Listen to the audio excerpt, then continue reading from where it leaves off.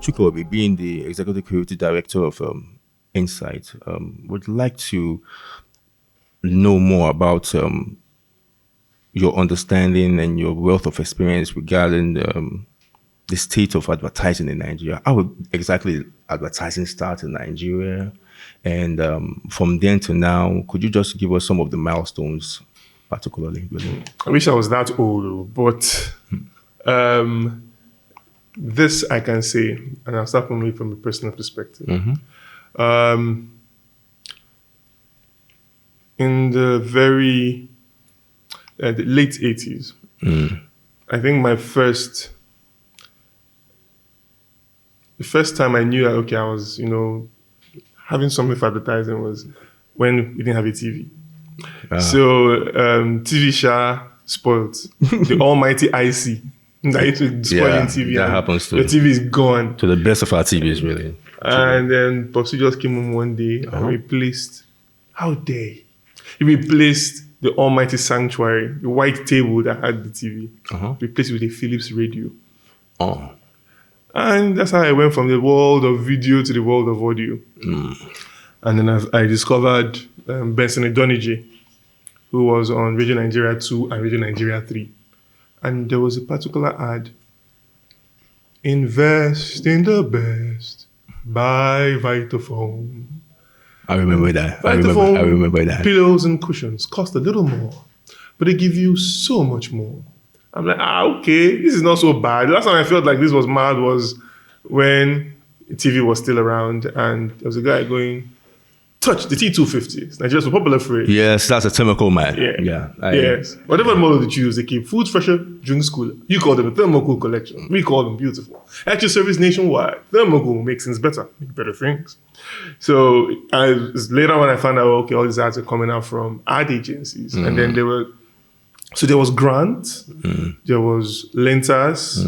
I think Lentas was pretty much started the whole birthed the whole industry as far back as the early 1920s, I guess. Oh wow! Yeah, that far back when there was the British Royal Nigerian Company, I think, or something of that sort.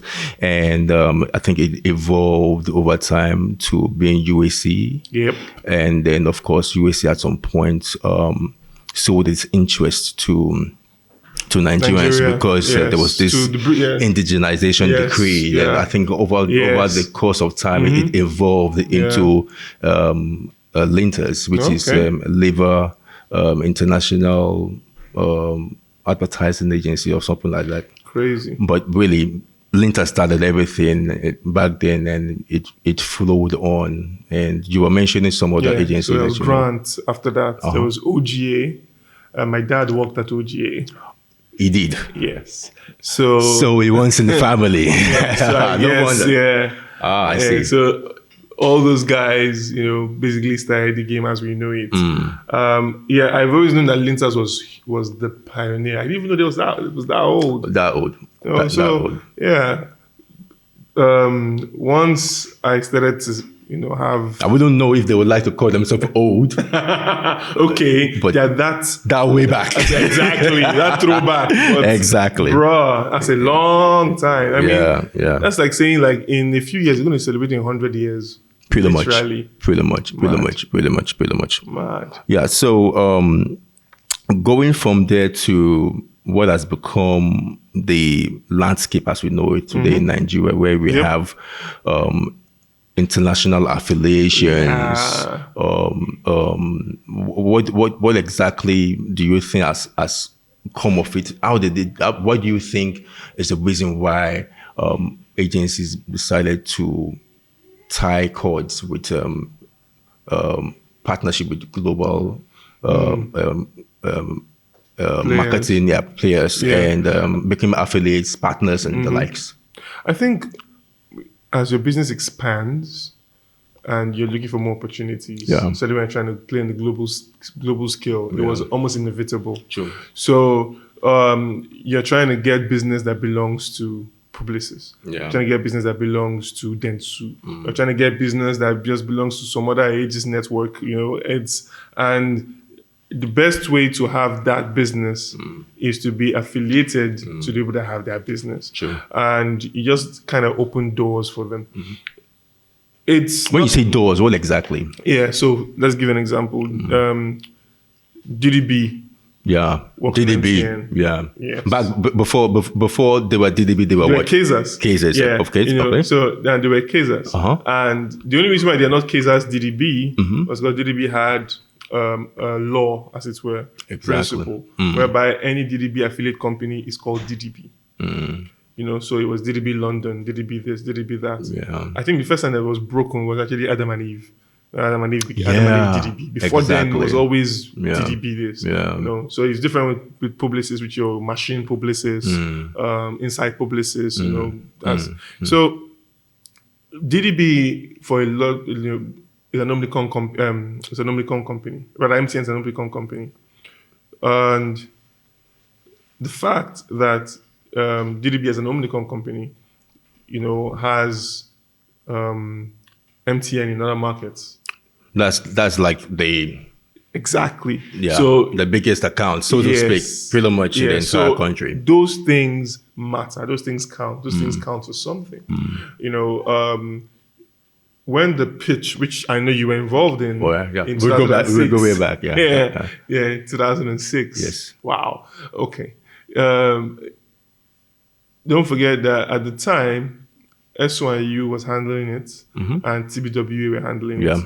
Sachi was and TBWA group. Now, the fact that there will always be stuff like global alignments going on. Of course. Every now and then there's a global alignment and then you lose a business. If you were in the affiliate, you are an affiliate of the company that owns it globally, you would be fine. So I think as the Nigerian companies there to have that influx, and I think maybe the turning point was 1999, because once democracy fully set up again in Nigeria, and a lot of investors were pouring in, businesses were pouring in. There was a lot of focus by global banks to micro markets in Nigeria to have global footprints. Exactly. So that was a key time. So I think it meant a lot of companies needed to start opening up that space to allow for that. And I think affiliations meant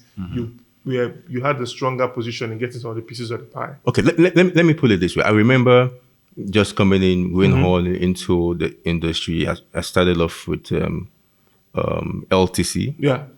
And while I was there, I was just trying to get into learn the ropes and stuff. I wasn't so sure what this old name thing was back then, but I remember that I was still in LTC when LTC was LTC, and before you know it, it turned into LTC GWT, and there was this whole reshuffle as in things were turned around. There were new paints, walls were new colors, new stationery and stuff. Everything just looked different, and I was like, what exactly is happening? And it happened to other agencies. It happened to the other agency I went to afterwards, which was Gozabel, became Gozabel Leo Bonnet. Exactly. And then, which other one? There were quite a number. There was Center Spirit became Center Spirit FC. So there was, it was like, even though it was pre-social media, it was going viral. All of them were like, everybody was jumping on the trend. Exactly. So why exactly you think was it just for the name? I think a lot of things played. Status is a key thing, but I think also you also give both market share and direction. So, for example, I know that Leo Bonnet, they have a humankind ethos. That's what they use for everything they do. Now, if you that's true. That's true. It gives you some sort of. I remember that for JWT there was a planning tool that they had access to. That was for JWT globally. That LTC had access to. Gozabel had one as well. Had access to. I can't quite remember them. I remember that SYU also had. Sachi so had a lot. Everybody started tapping into what was a global way of doing structured advertising based on the ethos of those particular global agencies. Because that's right. But one other thing that happened, with those global affiliations and partnerships, regardless of which one of the two an agency was slipping in with the global agency in bed with, there came something else as well. The rise of the foreign creative director. Good God Almighty. So tell me, and we were in those slave ships. My good God. With whips. Work! Literally. Give me 20 scamps. So tell me. That was fine. That was that one. That Brian way was. We were in those slave ships. Let's talk more work. Dude, you haven't been in the office all week. Yeah, exactly. You've been sleeping and smoking. And among other things I cannot exactly say on camera. So, it was a terrible time. So I would say that even though you are affiliated and the global agencies could actually throw things down your neck, but for some reasons, I believe that you could also go like, no, I think we believe in our local competency and local minds would like to. However, the way I saw it back then was local agencies were all too willing to welcome some of these expatriate creative directors. So what exactly was the allure? What did they benefit? Why did you think? In contrast to now. Yeah, I think it's multifaceted. Are they more creative? Are they more, what exactly? There was also one other thing. You go to pitches with them, but most likely you're going to win the pitch. Yeah. So that's why I said it was multifaceted. So, Let's be honest. Okay. Whether we like it or not. All right. Africans, especially Nigerians. Here we go again, Africans. Are very xenocentric. African mind. We lap it up. It's like when you see something and you say, oh, it's made abroad. Foreign made. Forgive me for saying it, but white man. Black man. Exactly. All right. That's exactly what it is. So there was actually, in Ghana, I think, there was actually a service, Rent a White Man. Oh, are you serious? Yes. So Tell me about it. Yeah, you rent a white man to go to you for a meeting. And he will sit down there and just, no, that's amazing. Exactly. And the meeting were hosted by meeting fellow indigenous Africans, right? So let's say two Ghanaians are going to... My goodness. Two sets of Ghanaians are going for a business, pitch. And then the person that's pitching to win the business comes to the white man. So the white man is just there as acting as a consultant or member of the company. Okay. And he knows nothing, but he nods and just says a few quips. And the white man must know. So that's one side of it. The pros are the cons, right? Yes. All right. This side of it was they brought something. Whether we like it or not, the quality of advertising that's going on in other parts of the country other parts of the world, was really good. So the idea that this man could come here and maybe help make sure that that's the same level that we're creating was always going to be a good appeal. Okay. But I think what was the clincher was all of them sold one lie. One lie. The ultimate lie. All right. We will win, you can't. That was a Trump card. Get it? Lie. Trump card. Nice. Literal. Nice. And it was that lie was told by practically every comic. I got a few of those. Chuka, I was midwifed into advertising by a Caucasian, and I will forever be grateful to him. No, not Colin Morris. That's another one. His name is Michael Archer. When our fellow Nigerian didn't exactly believe in me. Guess what I did? I went in there to sell comic books. Okay, you know about it. I know the story, to sell bro. comic books. And I wanted to sell an idea that myself and you and a couple of other friends of ours, Bola Jalawasa, had, which was an advert support service to the agency. If you have any storyboard, we'll do animatics for you and everything. And then he goes to find out I had this thing about me, and he was like, Maurice, you should be able to write and stuff. And I said, yes, I could. He locked me in the room and we became friends. And guess what I was singing to him?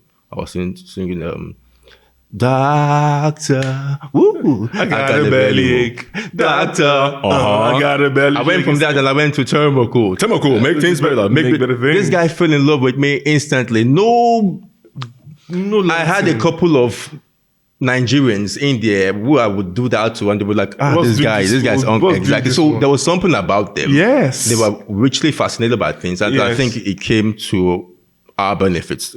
At least it benefited Absolutely. me, really. I think they did a lot for us because they helped change the mindset. I was turned back. I was declined, but he gave me the word. So I mean, there's something to be said about so that. They actually brought that idea of what creativity was in another climb here, and that's the reason why we have the freedom to be creative as we are now. But now looking at all of the agencies in Lagos right now, Lagos is the heart of advertising in Nigeria, pretty much in West Africa. Mm-hmm. Can you name one agency that still has an expatriate creative director? Wow.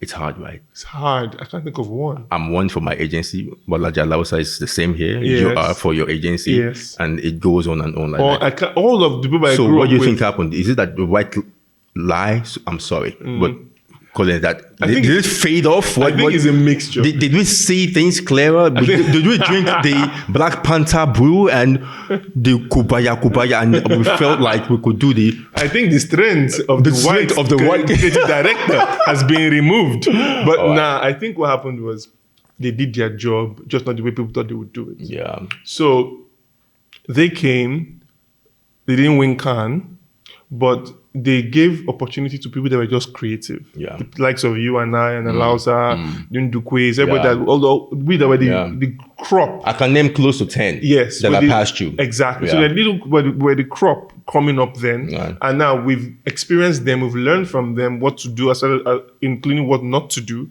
And we've gotten to that point where it is us. So they did their job, they taught. They showed us the good side, showed us the not so good side. So I think they've done their bit, and they didn't win Cannes. I promise you, if they did win Cannes, we would not have ended the white creative director. Wow. So yeah. Well, it happened to the Super Eagles. I mean, So now tell me something about the local independents, so to speak. Yes. Independent community, independent advertising agencies. Yeah. What chance do they have to also play in this global village in terms of advertising? I think nowadays it's easy for them. It's easier for them. Yes, why I think so is before, when there was the era of social media and the internet wasn't so proliferated, it was going to be very hard. But now you don't even need a lot of these big people.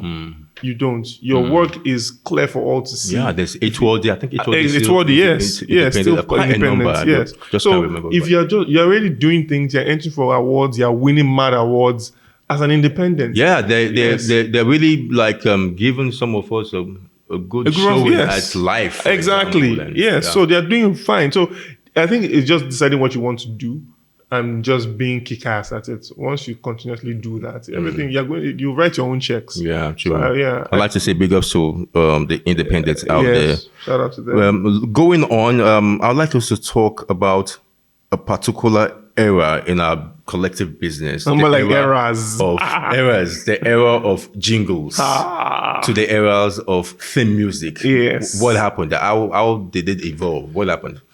I'm not even saying jingles. I mean, you should go back to those vintage days if you can remember any. Yes. Ted Bukuru comes to mind, right? Of course. The copywriter. The Jokpa. The boss. The Don. The Godfather. Man. So I think what happened was... The Gandalf. Yep. And he made magic. He did make magic. I think what happened was, Nigeria has a love with music that will never end. Yeah.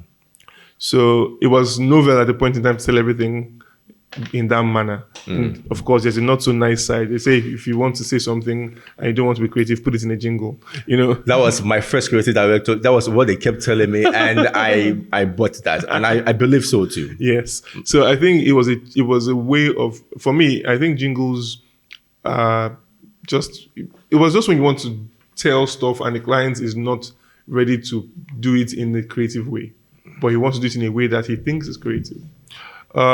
They work. That's one thing that we know. They help with recall. Yes. They help with top of the mind awareness. Yes. They make you enjoy and get more immersed in the experience of the brand. Yes, they do. I don't think I don't think it's wrong to do jingles, because one of the best and the jingle, whether I like it or not, this theme song was 2015, Dumb Ways to Die. Oh, yeah. Yeah. So, that's beautiful theme music right there. That's beautiful jingle right there. So it's just, what are you doing with it? Are you just being very, very pedestrian with what you're creating? Yeah. So, but then again, it's about eras, like you said. Things just keep flowing. So there was the era when there were banks doing big ads. Yeah. The big ad bank. So almost every bank had an ad where they were changing the world or the life of people. Then there became the beer brand part because they had a lot of money, so they were always having amazing ads, doing big ads. This is a So what's the difference? Theme music, jingle. So that's a good question. I honestly think that I would say the jingle is written to sell a product. Right. Like a song for the product. While theme music is almost like a score. So it's score mostly for videos. Yeah. Jingles could be for it's mostly for radios, and then you just find a way of yoking or creating an appropriate film for it. So, but Nigerians were more into jingles than theme music always. What if I told you that the first advertising on TV in Nigeria was a beer brand? I will not be surprised. Guess which one it was? Star. Beautiful. It was the first advertising on TV, and together with another brand, a soft drink by the name Cola. I don't know if you remember. It was one green, Cola back then. But going into that era still, where there were lots and lots of jingles, driven ads that were more from brands like beer brands. Yes. Enjoy the brighter life. Exactly. Martina moments. Yes. Martina to share. Yeah. I mean, we just talked about. So what exactly was it? Because we are still willing from it till today. Singing. Yeah. What is it about singing and Nigerians? Why did that era really, really just have a hold on us? I think it's not even the era. I think it's the medium. Nigerians just love music. If you watch any Nigerian movie, half the time the whole story is told already in this song. Right. How it's just us and music. If you look at it now till today, it's crazy how everything else you can criticize or dispute the growth of any part of the Nigerian industry. Yeah. But you can't dispute the growth of the music industry. Yeah. We have more music superstars than we have football stars. Sure. I mean, we've actually taken over football completely, music. So I think it's always been there. It's the same way like some things are cultural to you. Yeah. And music is very cultural to Nigerians. That's awesome. So I think that's really what the reason there are two real eras like that. There was the beer era. Yes. I think there was the bank era too, but I wouldn't look at the bank. Then there was the rise of the telco era. Yeah. Can you tell us a bit about the telco era? Bro, okay. Wow. I said big money spending. Bro. They just came out of nowhere. The early what 2001. Yes. Shout out to the telcos. They basically didn't just change the landscape of advertising, they changed the landscape of the economy. Yeah. Very competitive too. Absolutely. Every other day there's an ad from a telco. There's something running. And I think that really just fast-tracked the process of advertising in Nigeria. And they're still the biggest spenders till tomorrow in advertising. The biggest spenders. What are the most memorable telco ads that you can remember? Quite a few. So I think in the very beginning, and that's the thing. It's gonna be unfair if they're just tilted to one brand. Yeah, it can't be one brand. But yeah, in the beginning was Econet. And I can't remember any of the early Econet ads. I remember everything I do. They had this branded song. There was this ego. But that's when they had moved to Vodacom. That's when they had become V-Mobile. Yes, exactly. So I couldn't remember any of the Econet. I remember them from V-Mobile. I remember Glow. It was on your mark, set, go or something like that. Yes. There was that. There was one, the big ball when they were coming in. Fantastic. MTN I saw that in Canada. I was blown away. Nice. Yeah. MTN had one of the man who forgot his speech and his daughter read it to him. They had a few, and of course, Jerry. And there was Mama Na Boy. The very controversial ad. How culturally relevant was that? Do you think it was right for it to have just been? I think it was a missed opportunity. Yeah. I think it was an opportunity to actually make the girl child special. So it was Mama Na Girl, and that entire thing happened. It would have been a beautiful, but yeah, we don't know the reasons behind it. It could even be that it was actually a reflection of the times as well. Exactly, it was, and that's where we need to change things. We need to start being the brands that not making sure that the brands help shape culture as against necessarily reflecting culture. What are the things, the phenomena, just generally, that you think shaped advertising all through the eras? It could be revolt, it could be music, it could be series, it could be social media. What exactly are at least 2 to 3 that you think really within Nigeria really? I think the desire to progress. Yeah, okay. It was always about success. Always about getting there. There's almost never been an ad, like I can't remember any single ad that's about it being okay being where you are. And I don't necessarily think it's a good thing, but that desire to succeed is a good thing anyway. And it shaped a lot of stuff. Like you said, music shaped a lot of the eras, a lot of it. What else are you thinking? Really, I remember Abiola Progress. It was probably one of the most inclusive call to making your vote count. Exactly. And from there, jingles just kind of like had a new life. Yes.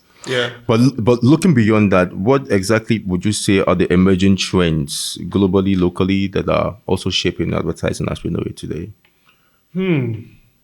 Best practices. Yes. I would say for one, I think there were a lot of the Me Too movement, for example. Yep. Things like the rise of feminism. Being culturally relevant and stuff like that. Of course, we can always want to appeal to the global audience, but it wouldn't be at that sacrifice of the local relevance. Exactly. Yeah. So what other things do you think? 1 or 2 perhaps? I think the rise of democratization of information has completely changed everything. Like access to information and stuff. It's supposed to be good, but I'm not sure it's good anymore, because it's almost like every time you put out scary, right? Yes, every time you try to put out communication, it's almost like the essence of the communication is to listen, to respond, as against listen to understand. So every time people are just criticizing, I think that's a very key change. The fact that everybody can have information at their fingertips and they can call you out if they don't, it has its positives and it has its negatives. But that free access to information. So I'm happy you talked about information, because that's where data comes in. What role do you see data playing with? Back then, it just used to be creative for creative. Yeah. It's more of art. Yeah. But now there's a call to be more scientific. Yes. To have data in the soul of your communication, just as much as creativity is there. So what do you think? How do you think this affects planning and stuff? Yeah, I think that's why these days, for example, in publicists, don't call them strategy people or planning. We call them alchemists. Alchemists. Yeah. I wrote that in my profile that I'm an alchemist. Exactly. But I thought I was just playing my own trumpet. But it's really nice to hear you say that. It's an alchemist. Because look, if you make it a science, goodbye to the magic. If you make it purely about the art, goodbye to it being strategic or scientific. Very true. So is that mix of magic and science and research. That's the alchemy of it. So is planning, knowing full well what the information is, data, real data, empirical data, and then being able to match it with magic, even when sometimes magic demands that you go against the data. That is the crazy part. For example, so you're talking about balancing data and craft, pretty much, right? Exactly. Balancing the science and the art of it. So Bill Bernbach once said, I warn you against thinking that advertising is a science. Oh. Yeah. Said it is an art. I have a client that always wants to look at the scientific part. I'll be like, okay. Absolutely. And that's what made it interesting. Bernbach said a lot of people will come into the business trying to make it into a science. They are hacks. You know, and he didn't, when he said it, he also made sure he did not deride data. He said when the data is given to you, it must be real, you must do your research. Yeah. He said, you're an ignoramus if you don't know what you're selling. I like that. So he made it clear that, look, the data is important. But once you have the data, we didn't give it to you to just, scientifically put it down. If not, we'll pay a computer to do it. Your idea is to bring the magic in. All right. And that's where the craft comes in. One last thing. How do you think we can have a locally relevant work that can one day win Cannes? So how far are we away from Cannes? Light years? No. Baby steps? Giant? What do you think? We are one other way. client. One client. I like away that. from Cannes. Yeah, that's nice. One thing I can guarantee is that the thinking for Cannes is here, is present. The thinking that, and the good thing about it is that it's not thinking that you have to, you're not thinking to create an ad for Cannes. You are thinking to create great solutions and it's Cannes worthy. Yeah. It's here. Yeah. It's been here for, I'm not. You want to solve a social problem. Yes. It's been here at least 5 years. Whether you're solving a social problem or you're just doing damn good creative work for selling, it's been here. Yeah. The question is, does the client allow you do it? And I honestly can't say yes. I cannot say yes. Because the best ads I see end up on the cutting floor. Wow. Chuka, it's been awesome talking to you. Pleasure be mine. Noah's pod would love to have you sometime again. In Noah's Ark, there was a pod, huh? Yeah. Okay. And he has you, interesting. All right. Thanks so much. Pleasure was mine. All right.